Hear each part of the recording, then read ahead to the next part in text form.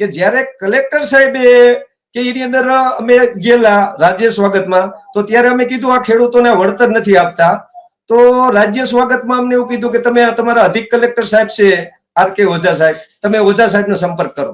તો ત્યારબાદ અમે ઓઝા સાહેબને મળવા ગયા કે તમે આવો કે અમે તમારું ખેડૂતોનું બધું સારું કરી દઈએ કે, અને કંપનીને પણ અમે બોલાવી લઈએ.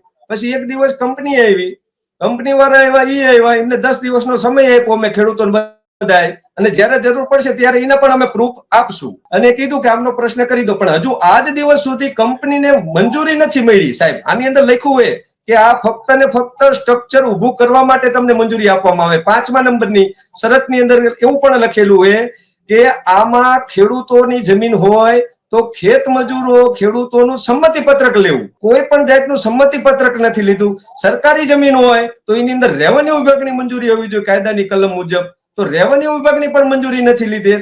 તો આ વખતે ઓનલાઈન ની અંદર જાણવા એવું જડ્યું કે કૃષ્ણનગર થી ધાંગધ્રા લગીના ટોટલ 73 થાંભલા છે. તો એની અંદર 48 થાંભલા તો સરકારી ખરાબામાં ઉભા છે, તો હજુ કોઈ એની મંજૂરી પણ નથી આપી. તો ઈ ઉપરથી એવું સ્પષ્ટ જણાય કે આમાં કંઈક રંધેર્યું હોય, ઈ પણ એક તપાસનો વિષય છે. પછી અહીંયા અમારે બાજુમાં કીડી ગામ છે, તો અહીંયા ફક્ત ખાલી 23 મેગાવોટ નો પાવર પ્લાન્ટ અહીંયા છે. એ એક સેન્સિટિવ ઝોનમાંથી નદીની લાઈન પસાર થાય.